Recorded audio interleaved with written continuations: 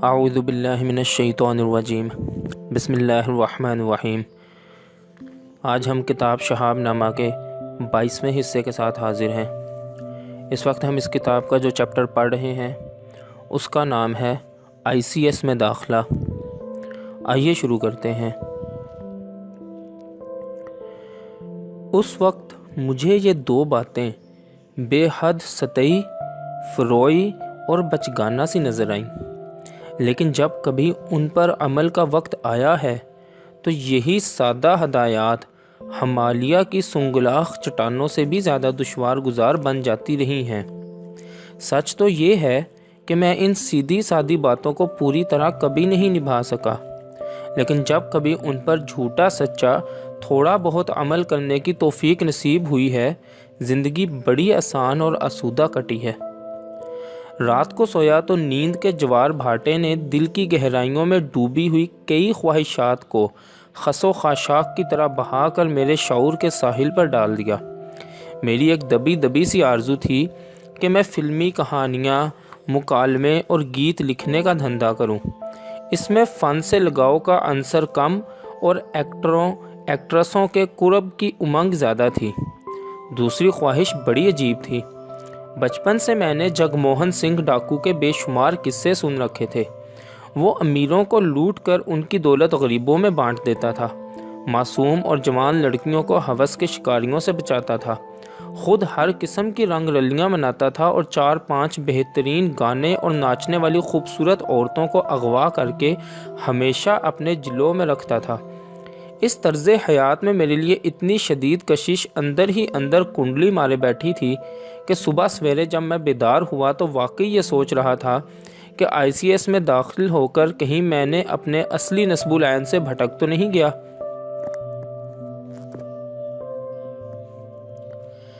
دن بھر اس قسم کے مبہم شکوک و شبہات کفران نعمت کی حد تک میرے دل میں سر اٹھاتے رہے۔ شام کے وقت 2 بڑے آدمی والد صاحب کو مبارکباد دینے آئے۔ ایک شیخ محمد عبداللہ تھے۔ شیخ صاحب پڑھے ہوئے تو علی گڑھ کے تھے، لیکن ان کا دل جواہر لال نہرو کے الہ آباد میں جا اٹکا تھا۔ انہوں نے مبارکباد تو کوئی خاص نہ دی، لیکن اتنا ضرور کہا کہ پڑھے لکھے نوجوانوں کو انگریزوں کی غلامی میں جھونکنے کی بجائے نیشنل کانفرنس کی تحریک کے حوالے کر دینا چاہیے۔ چودھری غلام عباس علی گڑھ میں پڑھے تو نہ تھے، لیکن ان کے دل میں ضرور علی گڑھ آباد تھا۔ انہوں نے کہا، یہ لڑکا جہاں بھی ہوگا ہمارا ہی ہوگا، آپ کو مبارک ہو، اللہ تعالیٰ اسے خوش رکھے۔ ان 2 رہنماؤں کے اس متضاد رد عمل نے مجھے اور بھی الجھن میں ڈال دیا۔ شام ہوئی تو میں عجائب گھر کی لائبریری جانے کی بجائے اپنے ذہن میں متصادم خیالات کا تانا بانا لیے پنج پیر چلا گیا۔ پنج پیر کے ساتھ میری بڑی پرانی راہ و رسم تھی۔ ہمارا پہلا تعارف بھی عجیب حالات میں ہوا تھا۔ جب میں اکبر اسلامیہ ہائی سکول جموں کی 3ری جماعت میں پڑھتا تھا تو کبھی کبھی اپنے ایک دوست ممتاز حسین کے ساتھ دریائے توی کے کنارے ہندوؤں کی شمشان بھومی میں ارتھیوں کے جلنے کا تماشا دیکھنے جایا کرتا تھا۔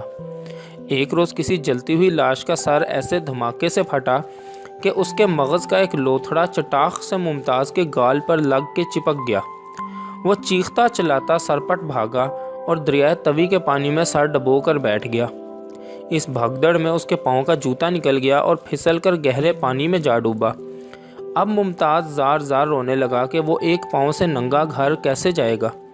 اس کا باپ پولیس کا ہیڈ کانسٹیبل تھا اور چھوٹی چھوٹی بات پر بڑی بڑی سزا دینا اس کا روز کا معمول تھا۔ ممتاز کی آہوزاری دیکھ کر ایک گجری کو ترس آ گیا۔ وہ شہر میں دودھ بیچ کر توی کے پار اپنے گاؤں واپس جا رہی تھی۔ ممتاز کی بپتا سن کر وہ بولی کہ یہاں بیٹھ کر رونے دھونے سے کیا ملے گا، تم سیدھے پنج پیر چلے جاؤ، پیر بادشاہ ضرور مدد کرے گا۔ ہم دونوں تھکے ہارے افتاؤ خیزاں شام گئے جموں کے ایک مضاف رام نگر پہنچے۔ وہاں پوچھ پاچھ کر پنج پیر کو تلاش کیا۔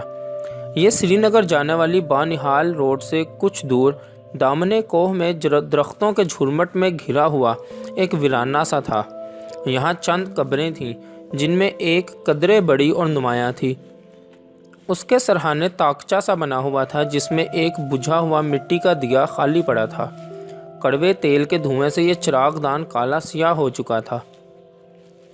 مزار پر مٹھی بھر بھنے ہوئے چنے، کچھ بتاشے اور کچھ پیسے بکھرے ہوئے تھے۔ چاروں طرف ہو کا عالم تھا۔ کچھ دور اوپر بانہال روڈ تھی، اس پر بسیں بھی چل رہی تھیں، ٹرک بھی گزر رہے تھے، موٹریں بھی آ جا رہی تھیں، لیکن ان سب کی آواز پنج پیر کے ویرانے سے کہیں باہر ہی باہر رک جاتی تھی۔ نیچے توی کا دریا چٹانوں سے سر پٹکتا شاں شاں کرتا گزرتا تھا، لیکن اس کا شور بھی کہیں باہر ہی تحلیل ہو کے رہ جاتا تھا۔ سامنے ایک سرسبز پہاڑی پر مہاراجہ کا فلک بوس پیلس اور مہارانی کا بے شمار بند کھڑکیوں والا محل تھا، لیکن پنج پیر کی نشیب سے وہ کیڑے مکوڑوں کے بنائے ہوئے مٹی کے بھربھرے سے گھروندے دکھائی دیتے تھے۔ ہم دیر تک خاموشی سے بیٹھے ہوئے پیر بادشاہ کا انتظار کرتے رہے، لیکن کسی بیچارے نے ممتاز کا کھویا ہوا بوٹ اسے واپس لا کر نہ دیا۔ آخر تنگ آ کر میں نے مزار پر پڑے ہوئے پیسے چن کر گنے۔ 15 آنے تھے۔ 5 آنے میں نے اپنی جیب میں ڈالے، 5 آنے ممتاز کو دیے اور باقی 5 آنے مزار پر واپس رکھ دیے۔ اس روز کے بعد پنج پیر ہماری توجہ کا خاص مرکز بن گیا۔ ہم جمعرات وہاں باقاعدگی سے جاتے، کیونکہ جمعرات کو نذرانہ زیادہ چڑھتا تھا اور ایمانداری سے حساب کر کے اپنا اپنا حصہ وصول کر لاتے۔ تزکیہ نفس کی خاطر ہم نے عہد کر رکھا تھا کہ اس پیسے کو دنیاوی ضروریات پر صرف کرنا ہمارے اوپر حرام ہے۔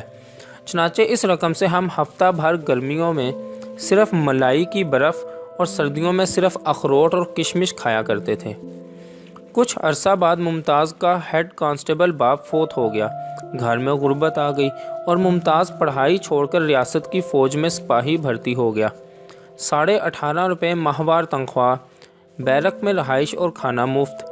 اب میں اکیلا ہی باقاعدگی سے پنج پیر آنے جانے لگا، لیکن انصاف سے کام لے کر میں نے تقسیم زر کے فارمولے میں تھوڑی سی ترمیم کر دی۔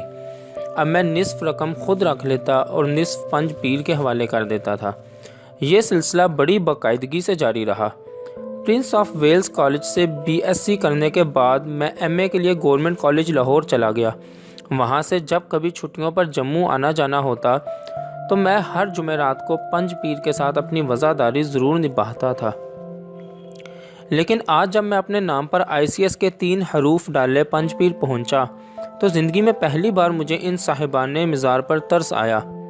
کسی کو اتنا بھی معلوم نہیں تھا کہ یہ مزار کن لوگوں کے ہیں۔ ان کے بارے میں بھانت بھانت کی روایات زبان زدے خاص و عام تھیں۔ کوئی کہتا تھا یہ 5 کتب تھے، کسی کا خیال تھا یہ 5 ابدال تھے، کسی کا عقیدہ تھا کہ یہ 5 ولی تھے جو اس علاقے میں اسلام کی شمع روشن کرنے آئے تھے۔ کچھ لوگ یہ بھی کہتے تھے کہ یہ 5 چور تھے جو قتل ہو کر یہاں مدفون ہوئے۔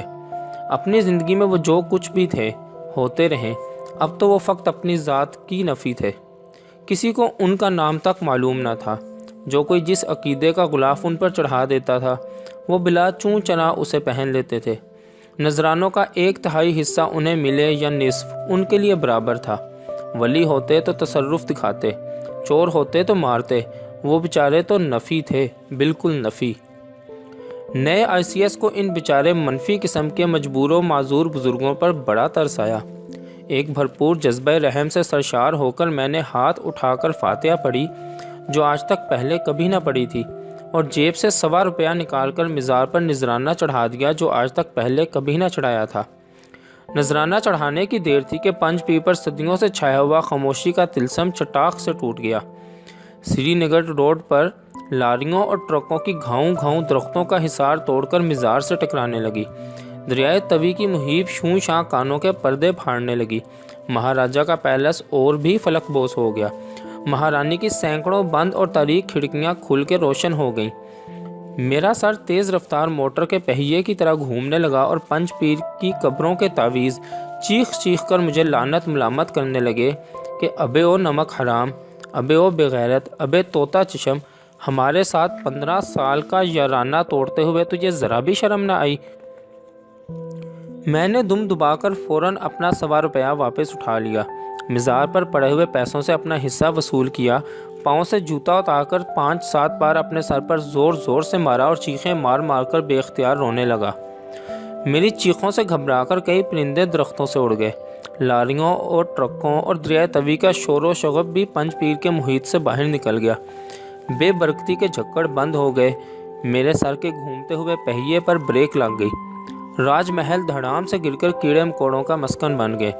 पंज पीर अपने वही पुराने सकूत और सकून और सन्नाटे की चादर तान कर लेट गया और मेरे दिल की काल कोठड़ी में एक अजीब सी दीवारें गिरिया नस्ब हो गई।